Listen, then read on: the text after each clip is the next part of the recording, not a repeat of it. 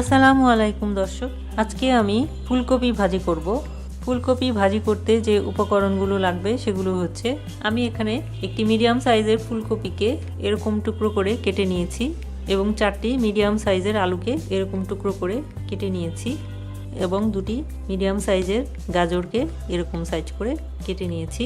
আর লাগবে পেঁয়াজ কুচি আধা কাপ পরিমাণ, রসুন কুচি 2 টেবিল চামচ পরিমাণ, লবণ স্বাদ মতো, হলুদের গুঁড়া আধা চা চামচ পরিমাণ, আস্ত জিরা বা গোটা জিরা আধা চা চামচ পরিমাণ, 6টি কাঁচামরিচের ফালি এবং কিছু ফ্রেশ ধনিয়া পাতা। আর লাগবে পরিমাণ মতো তেল। এই হচ্ছে উপকরণ। এখন ফুলকপি ভাজিটা রান্না করব। চুলায় কড়াই বসিয়েছি। কড়াইতে 4 টেবিল চামচ পরিমাণ তেল দিয়ে দিচ্ছি। চুলা জ্বালিয়ে তেলটা গরম করে নিচ্ছি। তেলটা গরম হয়ে গেছে, আস্ত জিরা দিয়ে দিলাম। জিরাটা আধা মিনিট ভেজে পেঁয়াজ কুচি দিয়ে দিলাম। পেঁয়াজটা হালকা বাদামি করে ভেজে নিব। পেঁয়াজটা হালকা বাদামি হয়ে গেছে, এ পর্যায়ে রসুন কুচি দিয়ে দিলাম। রসুন কুচিটা 1 মিনিট ভেজে আলু কুচিটা দিয়ে দিলাম এবং সেই সাথে গাজর কুচিটাও দিয়ে দিলাম এবং একই সাথে হলুদের গুঁড়া এবং স্বাদ মতো লবণ দিয়ে দিলাম। এখন নেড়ে চেড়ে হলুদের গুঁড়ার সাথে আলু এবং গাজরটাকে মিলিয়ে নিচ্ছি। যেহেতু আলু এবং গাজর সেদ্ধ হতে একটু সময় নেবে, সেজন্য আলু এবং গাজরটা আমি আগে একটু ভেজে নিচ্ছি, তারপর ফুলকপিটা দেব। নেড়ে চেড়ে ঢাকনা দিয়ে দিলাম। ঢাকনা দিয়ে রান্না করব 3 মিনিট। ফিরে আসছি 3 মিনিট পর।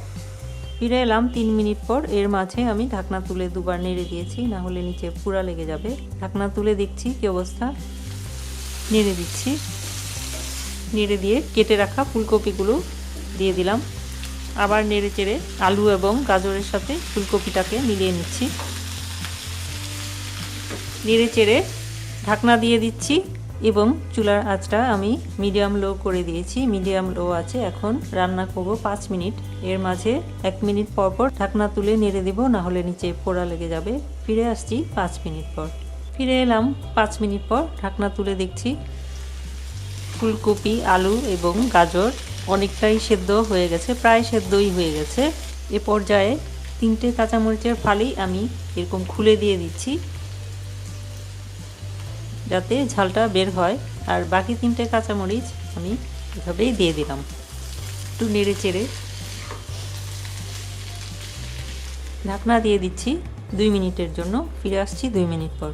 ফিরে এলাম 2 মিনিট পর। ঢাকনা তুলছি। একটু নেড়ে দিয়ে ধনিয়া পাতা কুচি করে দিচ্ছি, দিয়ে একটু নেড়ে দিচ্ছি।